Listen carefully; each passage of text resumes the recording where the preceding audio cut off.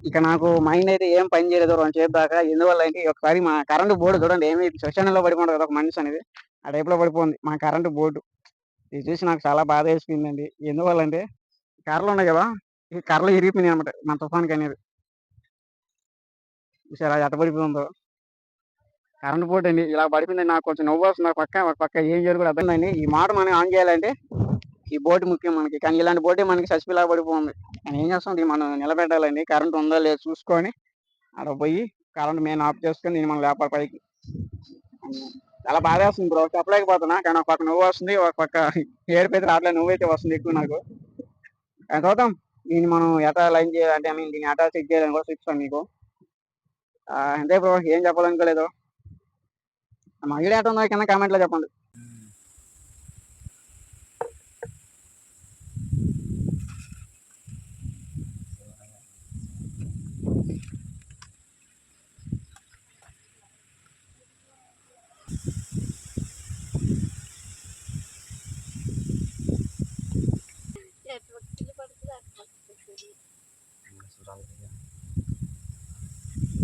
నీకు రాలేదా?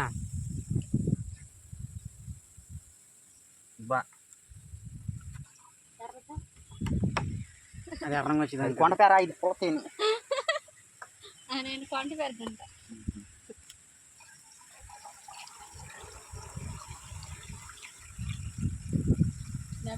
ట్యాంక్ చుట్లు అన్నిటి కొట్టాలి మీ నాయన రమ్మకుంటా మా నాన్న తగ్గించుకోతాడు ఒక రోజుకి. మేము 10 రోజులు కొడుతున్నావా?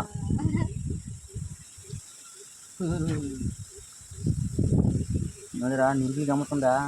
పోషణ ఉంటారా మొత్తం పోసానే నీళ్ళు గమ్ముతుందా? మందులు కలిపినట్టు ఏమనుకోరా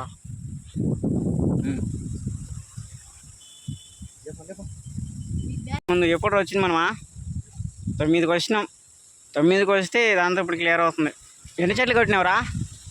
2 చెట్లు కొట్టినావు. ఉదయం 9కి వస్తే 2 చెట్లు కట్టినవరా?